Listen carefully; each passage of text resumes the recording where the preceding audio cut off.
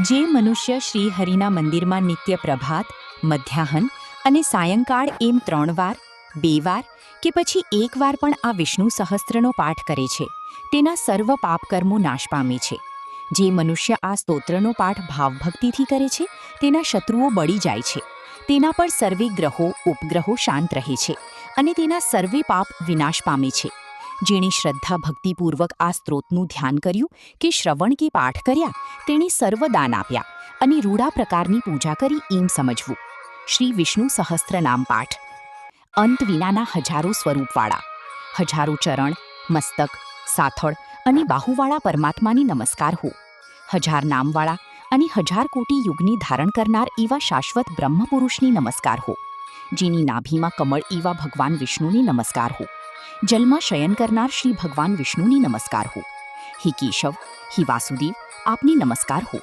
વાસુદેવની પ્રાર્થનાથી ત્રણેય લોક વાસનાવાળા છે અને જે સર્વે પ્રાણી પદાર્થના નિવાસસ્થાન છે એવા હે વાસુદેવ, આપની નમસ્કાર હો. બ્રહ્મ સ્વરૂપ અને માં ગૌ બ્રાહ્મણનું હિત કરનાર એવા દેવની નમસ્કાર હો. જગતનું હિત કરનાર શ્રી કૃષ્ણની નમસ્કાર હો. ગોવિંદ સ્વરૂપની નમસ્કાર હો. જેમ આકાશમાંથી પૃથ્વી પર પડેલું પાણી સમુદ્રમાં જાય છે, તેમ બધા દેવોની કરેલા નમસ્કાર ભગવાન કેશવ પ્રતિ જાય છે. જેમાં શ્રી હરિનું પૂજન થાય છે એવો આ માર્ગ નિષ્કુષ્ટ છે અને શ્રી હરિના ભજન પૂજન વિનાના માર્ગની કુમાર્ગે જાણવું. બધા વિધો જાણવાથી જે પુણ્ય થાય છે અને તે સર્વે તીર્થયાત્રાથી જે ફળ મળી છે, તે સમગ્ર ફળ દુષ્ટોનો નાશ કરનાર શ્રી વિષ્ણુ ભગવાનની સ્તુતિ શ્રદ્ધાપૂર્વક કરવાથી મળી છે. જે મનુષ્ય શ્રી હરિના મંદિરમાં નિત્ય 3 વાર, પ્રભાત, મધ્યાહન અને સાયંકાળે 2 વાર કે 1 વાર પણ આ વિષ્ણુ સહસ્ત્રનો પાઠ કરે છે, તેના સર્વ પાપકર્મા નાશ પામે છે. જે મનુષ્ય આ સ્ત્રોતનો પાઠ ભાવભક્તિથી કરે છે, તેના શત્રુઓ બળી જાય છે. તેના પર સર્વ ઉપગ્રહો શાંત રહે છે અને તેના સર્વ પાપ વિનાશ પામે છે. અને શ્રદ્ધા ભક્તિપૂર્વક આ સ્ત્રોતનું ધ્યાન કર્યું હોય કે પાઠ શ્રવણ કર્યું હોય, તેની દરેક પ્રકારની પૂજા કરી એમ સમજવું. જે મનુષ્ય દરેક 12મે દિવસે મારી સમીપ આ સહસ્ત્ર નામનો પાઠ કરે છે, તેની આ લોક કે પરલોકમાં કોઈ પણ ઠેકાણે ભય રહેતું નથી અને તેના કરોડો કલ્પનાના પાપ ધીમે ધીમે બળી જાય છે. હે અર્જુન, જે મનુષ્ય દરેક 12મે દિવસે મારી સમીપ બેસીને આ વિષ્ણુ સહસ્ત્ર નામનો પાઠ કરે છે, તેને કરોડો ગાયોના દાન આપ્યાનું ફળ પામે છે. વળી જે મનુષ્ય નિત્ય શિવાલયમાં કે તુલસીના વનમાં બેસીને નિત્ય શ્રી વિષ્ણુ સહસ્ત્રનો પાઠ કરે છે, તેના સર્વ પાપ અને દુઃખ નાશ પામે છે અને મોક્ષ પામે છે. અને તેની બ્રહ્મ ઇત્યાદિ ઘોર પાપ હોય તે પણ સર્વ નાશ પામે છે. એવું ચક્રધારી શ્રી વિષ્ણુ ભગવાનનું વચન છે. ઇતિ શ્રી જન્મ મહાભારત ભીષ્મ યુધિષ્ઠિર સંવાદે શ્રી વિષ્ણુ દિવ્ય સહસ્ત્ર પાઠ સંપૂર્ણ. શ્રી કૃષ્ણાર્પણમસ્તુ.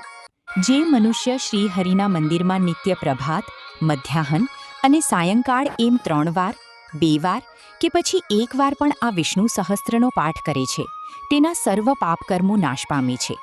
જે મનુષ્ય આ સ્તોત્રનો પાઠ ભાવભક્તિથી કરે છે, તેના શત્રુઓ બળી જાય છે. તેના પર સર્વે ગ્રહો, ઉપગ્રહો શાંત રહે છે અને તેના સર્વે પાપ વિનાશ પામે છે.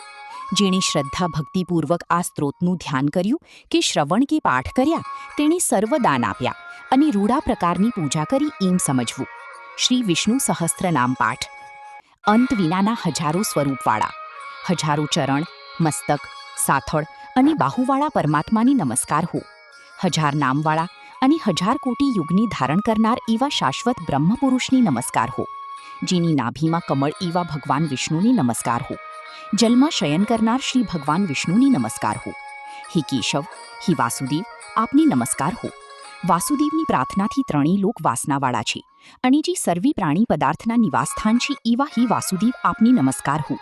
બ્રહ્મ સ્વરૂપ અને માં ગૌ બ્રાહ્મણનું હિત કરનાર એવા દેવની નમસ્કાર હો. જગતનું હિત કરનાર શ્રી કૃષ્ણની નમસ્કાર હો. ગોવિંદ સ્વરૂપની નમસ્કાર હો. જેમ આકાશમાંથી પૃથ્વી પર પડેલું પાણી સમુદ્રમાં જાય છે, તેમ બધા દેવોની કરેલા નમસ્કાર ભગવાન કેશવ પ્રતિ જાય છે. જેમાં શ્રી હરિનું પૂજન થાય છે એવો આ માર્ગ નિષ્કુષ્ટ છે અને શ્રી હરિના ભજન પૂજન વિનાના માર્ગની કુમાર્ગે જાણવું. બધા વિધો જાણવાથી જે પુણ્ય થાય છે અને તે સર્વે તીર્થયાત્રાથી જે ફળ મળી છે, તે સમગ્ર ફળ દુષ્ટોનો નાશ કરનાર શ્રી વિષ્ણુ ભગવાનની સ્તુતિ શ્રદ્ધાપૂર્વક કરવાથી મળી છે.